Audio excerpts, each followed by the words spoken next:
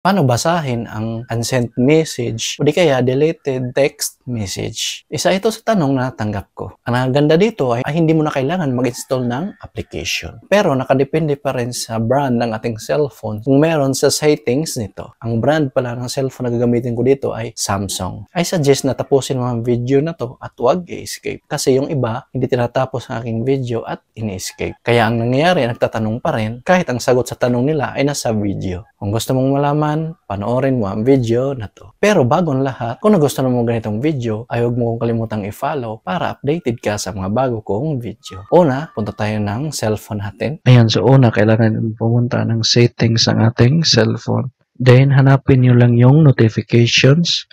Then, pag mahanap nyo, pindutin nyo lang. Then, pindutin itong advanced settings. Then, pindutin itong notification history. Then, scroll up nyo lang.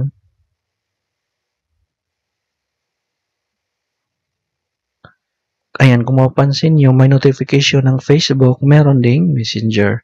So, since Messenger yung hinahanap natin, try lang natin na open. Ayan, so mapapansin nyo, ito yung message ko sa Messenger. So, kailangan hindi mo na siya lalagpas ng 24 hours para makita niyo yung message dito. Kasi once lalagpas na ng 24 hours yung in-unsend na message ay hindi nyo na mababasa dito. So, ngayon naman, papakita ko sa inyo sa text message kung halimbawa dinelete na yung message mo. And exit lang tayo dito, punta tayo sa aking messaging app. Ayan, then tandaan nyo, yung message natin dito ay galing kay 8080 tsaka Peraplay. Ngayon naman, pupunta tayo sa settings ng aking cellphone. Then hanapin natin yung message na messaging apps dito.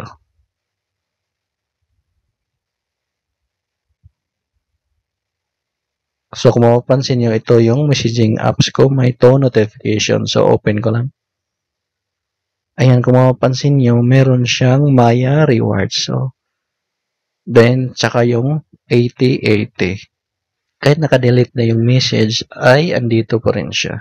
8 hours ago, tsaka 17 hours ago. Pero itong 8080, once nalalagpas na ng 24 hours, ay automatic mawala yung notification na to. Kaya kung tatanong ka kung pwede pa basahin ang matagal na deleted message o di kaya text message, ay pwede pa rin. Mag-download ka lang ng notification history apps para lahat ng message mo ay makakapture niya. Mahalagang paalala na kailangan mo muna install ang application bago mo mabasa ang message. So, ganun lang kadali, paano basahin ang unsend message at deleted text message. Kung nagustuhan mo ang video na to, huwag kalimutang mag-like, subscribe, at hit notification bell para updated ka sa mga bago kong video.